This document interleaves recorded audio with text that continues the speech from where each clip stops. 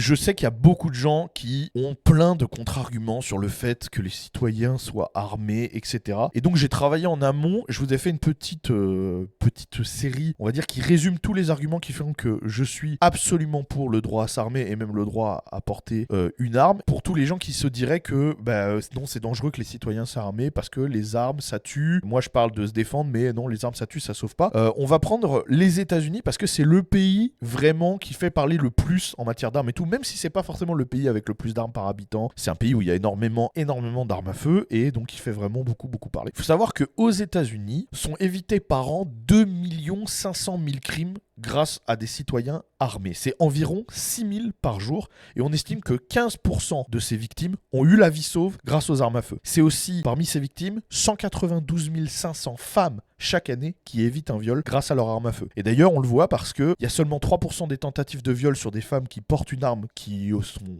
réussies, contre 32% sur des femmes non armées. Et chaque année, il y a 498 000 Américains qui évitent une intrusion dans leur domicile grâce à une arme à feu. Dans tous ces crimes qui sont évités aux armes à feu, il y en a 182 000 par an qui sont en public. Alors on va dire, oui, mais c'est simplement une histoire de qui utilise son arme en premier. Eh bien, dans 83% du temps, le criminel a attaqué ou menacé en premier. Alors on va dire, oui, mais dans ce cas, ça va dans les deux sens. Les armes, elles sont autant utilisées pour faire le mal que pour faire le bien. Eh bien non. Aux États-Unis, on utilise 6 fois plus les armes pour se défendre que pour commettre des crimes. Pour chaque mort par arme à feu, et j'inclus les crimes, les accidents et les suicides, il y a 13 vies qui sont sauvées par arme à feu. C'est un rapport de 1 pour 13. Donc on va dire, après, il y a encore un argument moral qui peut dire, oui, mais c'est mal de se faire justice soi-même parce que quand tu enlèves la vie d'un agresseur, etc., il méritait pas forcément la mort. Eh bien, dans 92% des cas, donc dans 92% de ce 2 500 000 crimes, la victime a juste brandi son arme ou tiré en l'air. Et même dans 91,1% des cas, 0 tirs ont été effectués. C'est-à-dire que le fait même de sortir l'arme a suffi à arrêter le crime. Alors on peut dire, oui, mais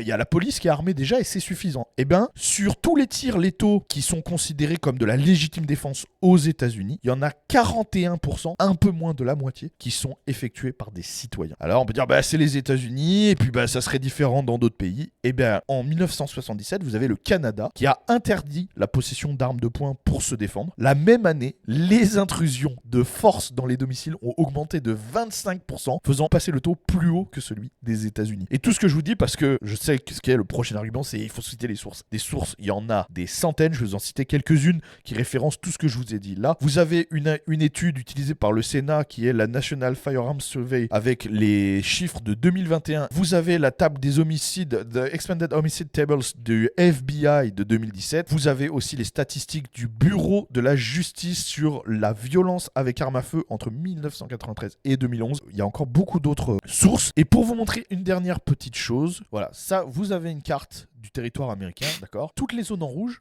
ça représente 97% des armes aux États-Unis. C'est 97% des armes aux États-Unis sont détenues dans les zones rouges. Et 97% des crimes par arme à feu, de la violence par arme à feu, est effectuée dans les zones bleues.